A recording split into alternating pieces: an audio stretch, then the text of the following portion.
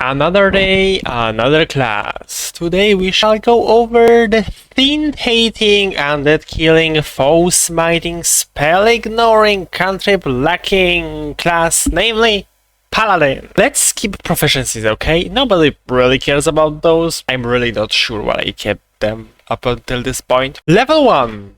We get Divine Sense and Lay on Hands.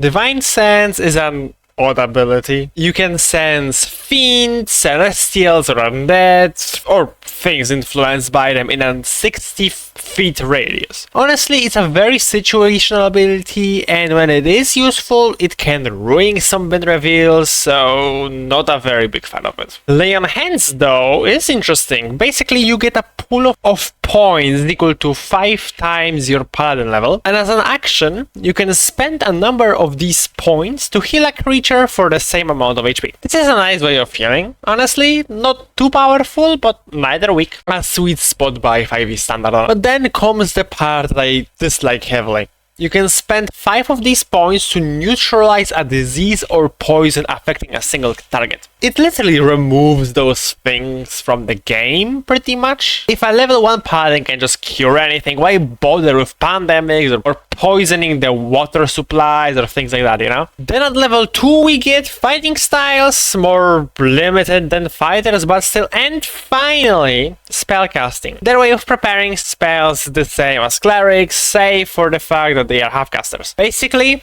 spells go up to 5th level and they get those cantrips. But no, you won't be using your spell slots for any of these puny spells.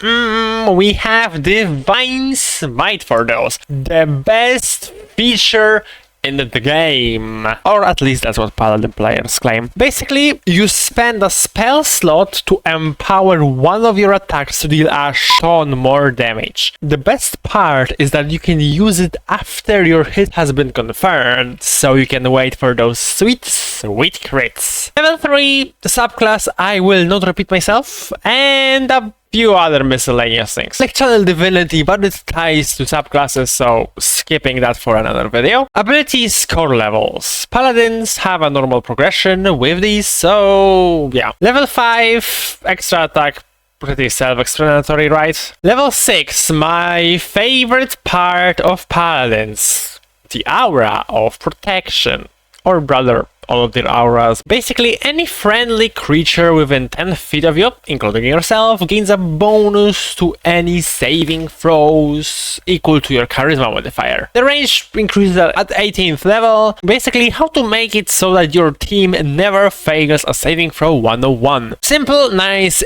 fits the theme, and I'm a sucker for aura effects, honestly. It's just something just draws me to them. Level 10, we have Aura of Courage, and an addition to the Aura of Protection, basically. You and your allies cannot be frightened in the same range as your previous aura. Not groundbreaking and a bit boring, to be honest, but oh well, not all of the features need to be great, grand, or other things that start with G. Level 11. Improved Divine Smite. It's debatable whenever or not this or Sneak Attack are the most inaccurately named features in the game. Why, you ask? Well, Improved Divine Smite has nothing to do with, well, Divine Smite. All it does is add an extra d6 radiant damage to your every strike, which, while welcome and nice, is both misleading and boring. Level 14. Cleansing Touch. You can, as an action, end a spell effect on yourself or any other one creature with a touch. Charisma modifier times spell long rest. Seems mid at best, right?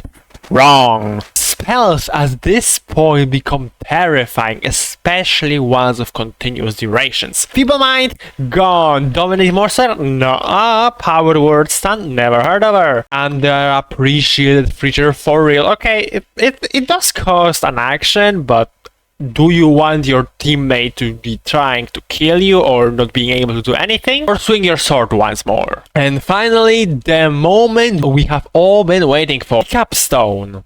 Wait, what? Are you serious? Oh damn. Oh, okay.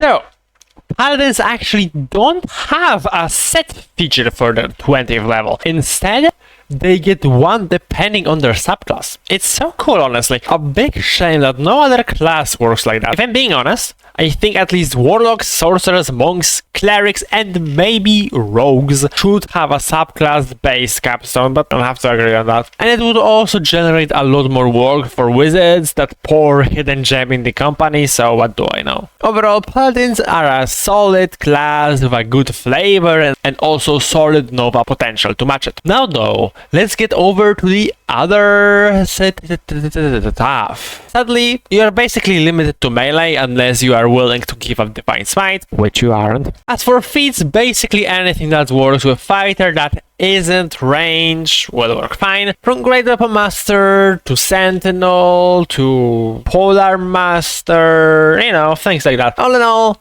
I know where you live.